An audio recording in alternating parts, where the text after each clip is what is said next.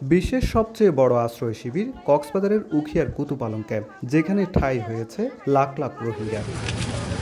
বৃহস্পতিবার সকাল 8:30টায় 4 নম্বর ক্যাম্পে পৌঁছে ইউরোপীয় পার্লামেন্টের 17 সদস্যের প্রতিনিধি দল। সুরক্ষা ব্যবস্থা ও রোহিঙ্গাদের নিবন্ধন পদ্ধতি সম্পর্কে ধারণা নেয়ার পর যান বর্ধিত 4 নম্বর ক্যাম্পে। প্রতিনিধি দলটি ডাব্লিউএফপি পরিচালিত খাদ্য বিতরণ কার্যক্রম ঘুরে দেখেন। এরপর রোহিঙ্গা স্বেচ্ছাসেবক ও কমিউনিটি নেতাদের সঙ্গে বৈঠক করে ক্যাম্পের সার্বিক পরিস্থিতি সম্পর্কে ধারণা নেন।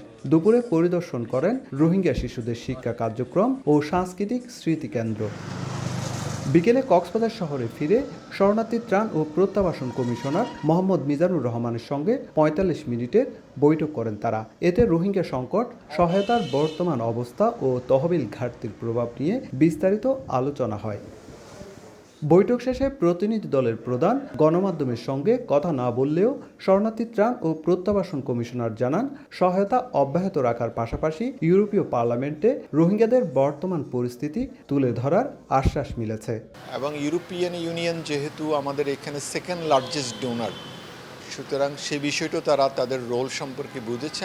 ওনারা আশ্বস্ত করেছেন যে ওনারা ওনাদের সাপোর্ট কন্টিনিউ করবেন এবং এখান থেকে যাওয়ার পরে পার্লামেন্টে ওনারা বিষয়টা তুলে ধরবেন। প্রতিনিধি দলের নেতৃত্বে ছিলেন ইউরোপীয় পার্লামেন্টের মানবাধিকার উপকমিটির চেয়ারম্যান মনির সাতোয়ারি। সুজাউদ্দিন রুবেল, সময় সংবাদ, কক্সবাজার।